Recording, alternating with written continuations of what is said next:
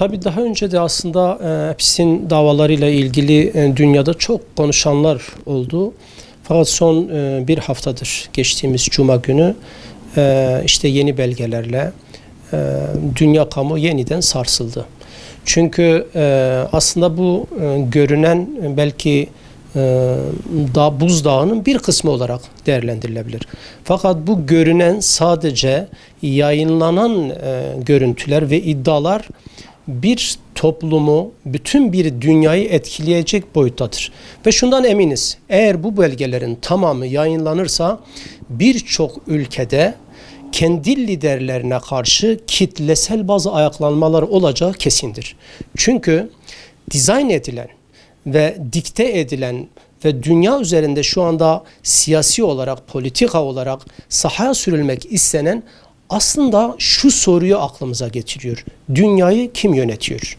Ve özellikle Trump iktidara geldikten sonra hemen hemen her gün dünyanın gündeminden düşmemesi aslında bu politikaların, yapılan icraatların hangi dinamikler tarafından, hangi istihbarat tarafından, hangi güç tarafından idare edildiğinde somut bir göstergesi olarak bizlere yansıdı.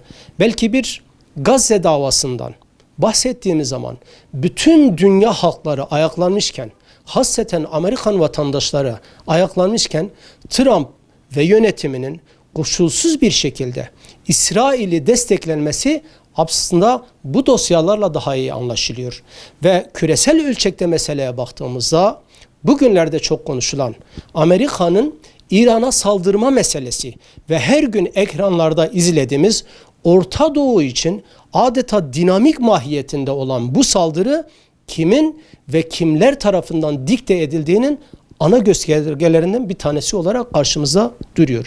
Ve biz çağrı olarak, biz bakış açısı olarak, biz bu meseleye baktığımızda aslında dünyanın yeniden dizayn edilmesi gerekir diye düşünüyoruz. Hem hukuki anlamda hem de uluslararası ölçekte bu insanların, bu belgelerin deşifre edilmesi ve kime taalluk ederse etsin uluslararası hukukun devreye girip bu insanların, bu katillerin, bu sapık insanların dünya yönetiminden çekilmesi herhalde bütün halkların, bütün milletlerin, bütün ülkelerin arzusudur. Erdemlik olarak İslam'ın değerleri en ufak bir eksiklikte, bir hatada olmayan saldırılar ve Batı'nın İslam'ı özellikle dışlayan bir politika ya da toplumun gözünden düşürme gibi bir politika sürdürülmesi aslında daha iyi anlaşılıyor. Niye?